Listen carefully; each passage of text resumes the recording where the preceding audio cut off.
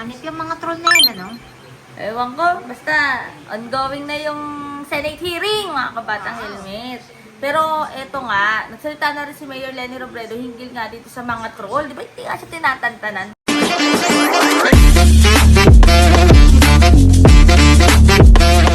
Volunteers daw mga kabatang helmet na mag-take ng legal actions dito sa mga troll na to. Ay, sige, tuloy nila yan. Tuloy nila yan. Tuloy nila yan. Dapat lang naman talaga. Kasi diba, para matikil na yung fake news, yung disinformation. Dahil yan talaga yung number one salot eh. No? Nagpapagulo lang. Pero ito, panoorin niyo muna yung statement po ni Mayor Leni Robredo. Sweet trolls ko ba? May legal actions kita. Gulpi alam mo volunteer mo niyan. Gulpi alam mo volunteer. Bako lang digdi yun, pero pati sa Manila. Pero ako kaya, kan 2016 baga, until 2022, ako ang most troll. Di man ako nagpapara-asikaso. Di ako nagpapara-intindi. Di ko nga nagpipa-follow. Di ko man nagkakabarasa ang sinasabi. So, di ako nagka-toxic about it. Except kang Friday evening, na igos ako nagpadara, na garo sinasabi sa ko, ano naman yan? Fake news na makikapag-inigipon.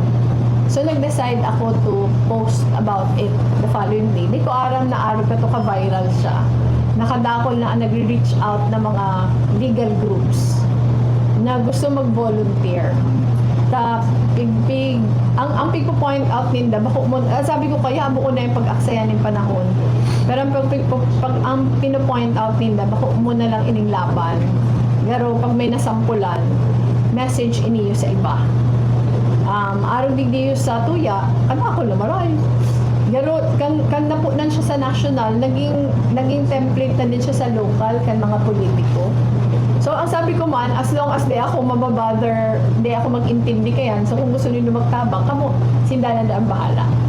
So, ako okay na sa kuya na taram ko, si statement.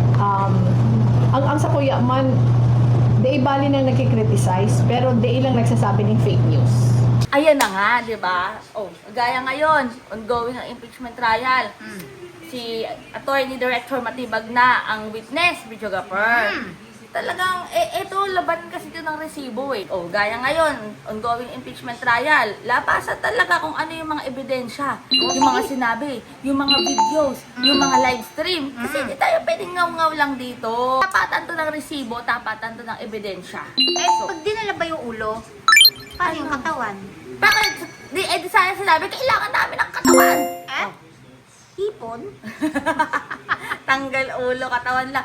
Pag sinabi syempre na kailangan namin ng isang ulo lang naman ang kailangan namin. Ang ulo ni Diba? Syempre bit-bit mo ulo lang.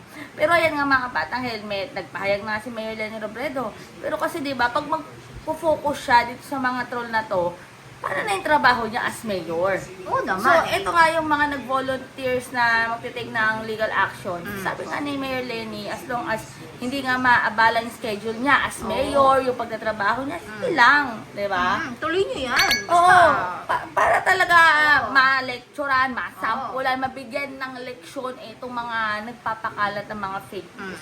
Kasi parang alam niyo mga batang helmet, number one talaga na problema ng bansa Pilipinas ay corruption. Tama, kasi corruption eh. Number one talaga problema ang corruption. At na-justify yung corruption na yan dahil sa pagpapalaganap ng fake news. So, magkaduktong yan, ang corruption at ang fake news. Kaya talagang as one ang galaw. So talagang number one talagang salot sa bansang Pilipinas ngayon. Magjowa pala si corruption at si fake news. Yes. Pero ito nga mga kabatang helmet, ay naku talaga, naku no, videographer, Tuesday pa lang, pero ang mga kaganapan. So, abang-abang tayo. Oo, ganap na ganap talaga. Pero huwag kalimutan mag-subscribe, mag-like, mag-comment sa video na ito. At, ay naku, nabasa ko lang sa Facebook, videographer. Ano? May mga nagpapaalam na magpapahinga muna. Bakit kaya? Agod?